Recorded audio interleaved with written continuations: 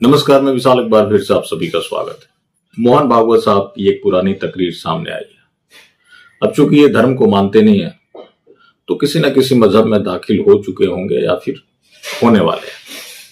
वैसे देखा जाए तो वैचारिक रूप से तो हिंदू कहीं से रहे नहीं और ये खुद को ये लोग हिंदू मानते भी नहीं। अब आपको शंका हो रही होगी कि ऐसे ही आरोप लगाया जा रहा है। एक वैसा संगठन जिसके बारे में एक संघी ये बताता है कि आज आपका नाम ये है, मतलब हिंदू नाम है, तो उसकी वजह संघ है। अब आप पूछेंगे कि ये संघ कौन सी लड़ाई लड़ रहा था। तो जब देश गुलाम था तो कोई इनका रिकॉर्ड नहीं मिलता कि अंग्रेजों से लड़ाई लड़ रहे हो। हाँ, इनके मिली भगत की खबरें जरूर आती है। उससे पहले ये लोग थे नहीं, इन्होंने कोई लड़ाई लड़ी नहीं। जब सत्ता मिली तो ये डीएनए मैच कराने लगे और जिनके खिलाफ इन्होंने सत्ता हासिल की उनके संतुष्टिकरण के कार्य में जुट गए। तो सबसे पहले भागवत साहब बोलना पड़ेगा, हजरत भागवत साहब। उस हजरत भागवत साहब की एक पुरानी तकरीर जो कि मुझे लगता है कि ये आपको सुनना चाहिए। कि हिंदू पिट रहा है, हिंदू लुट रहा है। अपने आप को हिंदू कहने वाले मार खाते रहते। अपने आप को हिंदू कहने वालों में आपस में भेद है, सामाजिक समरसता नहीं है, जाति के भेद, पंथ के भेद लड़ते रहते, एक दूसरे को छोटा बड़ा कहते रहते। ऐसे हिंदुओं के साथ रह के क्या करना है? और इसलिए सारी दुनिया को एकता के सूत्र में पिरोने का एकमात्र रास्ता हिंदुत्व है और वो सबके समझ में आ जाए, इसका एकमात्र रास्ता है हिंदू संगठन। वही संघ का काम है। संघ किसके लिए करता है? देश और दुनिया के उद्धार के लिए जो एकमात्र उपाय है, वो एकमात्र उपाय कर सकने वाला सामर्थ्य संपन्न, समरसता युक्त, वैभव संपन्न, जिसकी ओर आंख टेढ़ी करके किसी की देखने की हिम्मत न हो, जिसका हाथ इस पर उठे तो उसका हाथ टूट जाए, ऐसी ताकत वाला भारतवर्ष खड़ा करने के लिए यह संघ का काम है। ये संघ का काम नहीं है, ये हमारा आपका सबका काम है, क्योंकि इसी में आपका हमारा सुख निहित है। और इसलिए संघ ये सारे काम करता है और ऐसे कार्यक्रमों में आपको बुलाता है और आपका सहयोग मांगता है। संघ को चुनाव लड़ना नहीं है।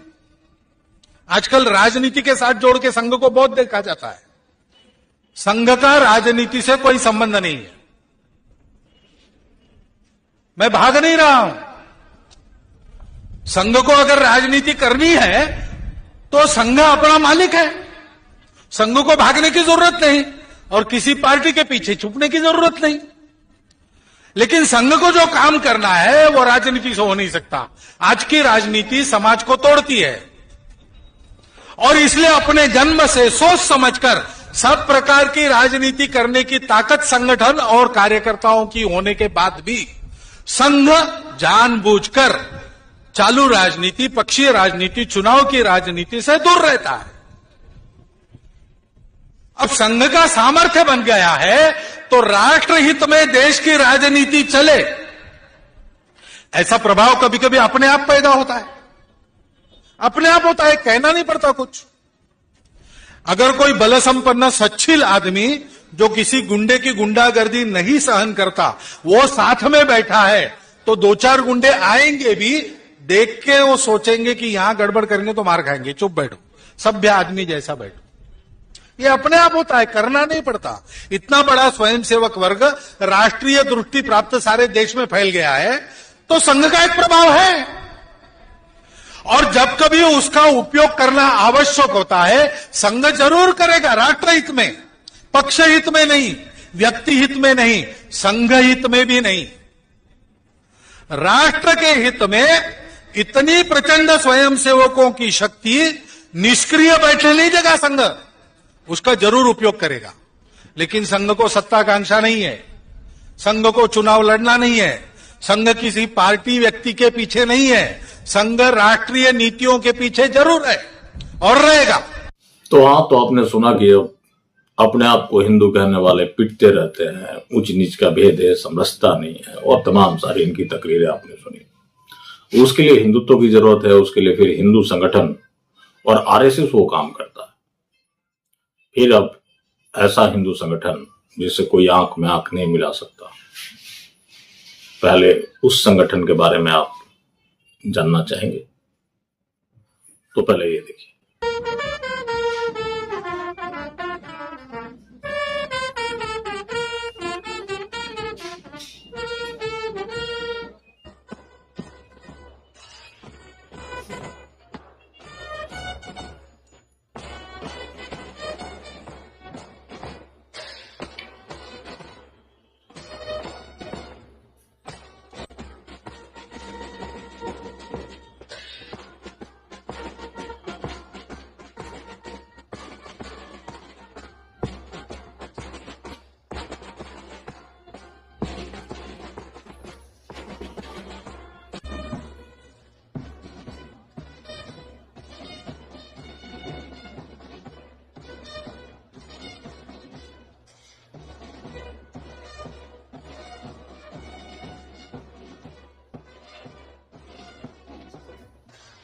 तो ये सब पूछ रहे हैं हमारे हिंदू राष्ट्र के योद्धा, हिंदुत्व के योद्धा, जो कि देखिए कितने अच्छे तरीके से पिस्टिंग बैंड सब कुछ बजा रहे हैं।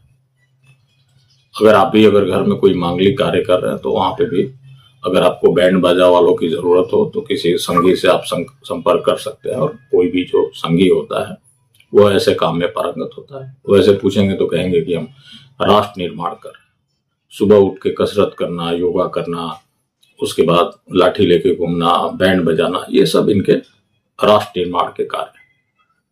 तो ऐसे कोई अगर जिम चलाता होगा उससे बढ़िया राष्ट्र निर्माण का वो कार्य कर रहा है। लेकिन ये लोग क्या है कि हिंदू से समस्या, अब आपको हिंदू छोड़ के हिंदुत्व के रास्ते पे जाना है, और उस हिंदुत्व के रास्ते पे जो कि बिना इस्लाम के अधूरा है और डीएनए भी इनका मैच करता है। तो अब यहां पर आप समझ सकते हैं कि मोहन भागवत क्यों लोगों से बार बार कहते हैं कि 50 साल के लिए देवी देवताओं को भूल जाओ। अगर कोई दलित भाई है, बताइए, दलितों को भी ये अपमानित करने से पीछे नहीं हटते। अब कौन सा ऐसा दलित है जो कि गौ मांस खाता है, लेकिन अपना एजेंडा चलाने के लिए बोल देते हैं कि अगर हमें अपना भेद मिटाना है तो उसकी खुशी के लिए हमें खा लेनी चाहिए। तो मुझे तो ज्ञात नहीं है कि कोई ऐसा दलित करता हो। और यही जो मोहन भागवत का संगठन है, एक तारी पार्टी कराता है, उसके बाद वो तमाम सारे काम करता है जो हिंदू धर्म के खिलाफ है। लेकिन हिंदुत्व तो आखिर इनका है क्या, ये सवाल उठता है। अब क्या होता है कि लोग धर्म के नाम पर जो इस संगठन में जाते हैं तो पहले इनको झंडा पकड़ा दिया जाता है और झंडा ही आपका गुरु हो जाता है। शास्त्रों से आपको काट ही दिया जाता है। अगर वैसे आप किसी संघ के ऊपर सवाल उठाते हैं किसी संघी से तो बताया जाता है कि शाखा आओ, शाखा जाएंगे तो आपको कुछ पढ़ने नहीं दिया जाएगा। शास्त्रों से इन्होंने काट ही दिया। देवी देवताओं को ये मानते नहीं है। ये किसको मानते हैं? एक डमी गॉड क्रिएट किया, भारत माता। तो आपको हर चीज से काट के एक ज़ॉम्बी बना दिया जाता है और बताया जाता है कि आप राष्ट्र निर्माण के कार्य करें। और सबसे बड़ी बात यह है कि आपको जाते के साथ एक बड़ा सा ओहदा मिल जाएगा। उस ओहदा के पीछे आप भागेंगे, क्योंकि यही संघ की रणनीति है। तो आखिर संघ कौन सी लड़ाई लड़ता है और कौन से ऐसे कार्य करता है जो कि आंख में आंख कोई नहीं मिला सकता। और इनको राजनीति से ही मतलब नहीं है, जबकि इनकी पूरी जो संगठन है वो राजनीति पे ही टिका हुआ है। अब इस तरह की जो मोहन भागवत की सोच है, ऐसी सोच जब आ जाती तो आप अक्सर सुनते हैं कि जो मैं बोला करता हूं कि प्लेटफॉर्म संख्या 2 से कानपुर, 3 से नागपुर, तो ये कोई मैं ऐसे नहीं बोलता हूं, आपके दिल बहलाने के लिए नहीं बोलता, ये तो सच्चाई है।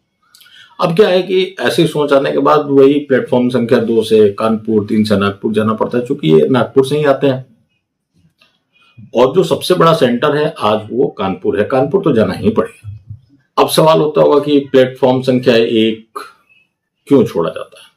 देखिए क्या होता है कि प्लेटफॉर्म संख्या 1, 2, 3, एक तो मेन लाइन है जहां से कोई भी सुपरफास्ट ट्रेन निकलती है जिसका वहां पे हॉल्ट नहीं होता, मतलब स्टॉपेज नहीं है तो वो वहां पे नहीं रुकेगी।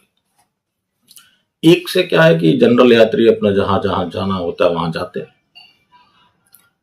लेकिन प्लेटफॉर्म संख्या 2 जहां से मतलब जो यात्री हैं वो कानपुर के लिए रिजर्व है, खास करके बाबूपुरवा के लिए। 3 की जरूरत इनको है नहीं, चूंकि नागपुर से आते हैं। तो ऐसी जिनकी सोच हो जाए और इनके जो भी अनुयायी होते हैं उनको कानपुर जाना पड़ता है। और आप सोचिए कि हड़कंप मच गया अलवर में जो मोहन भागवत पहुंचे। बताया जा रहा है कि 700 के करीब पुलिस वाले थे, वो 700 के करीब पुलिस वाले लगाए गए। किस लिए? कि एकदम भगदड़ मच गया। अब भगदड़ तो मचना है भाई, एक पर आखिर ये क्यों आएंगे? इनको तो प्लेटफॉर्म संख्या 2 पे जाना था और 2 जो है वही कानपुर लेकर जाता है। तो अब मुझे लगता है कि आप लोग कोई भी हो सवाल उठाना बंद कर देंगे कि आखिर ये कानपुर का क्या कॉन्सेप्ट है। तो इसलिए वो रिजर्व है और आपने देख लिया कि एक पर गए, फोर्स लगाना पड़ गया। अब सवाल ये भी उठता है कि आखिर मोहन भागवत है क्या? इनकी संस्था भी रजिस्टर्ड नहीं है। तो ऐसे संगठन के आदमी के लिए इतने पुलिस बल लगाया जाए तो फिर सवाल तो खड़े होते ही हैं। और फिर भी ये बोलते हैं इनका राजनीति से कोई मतलब नहीं है।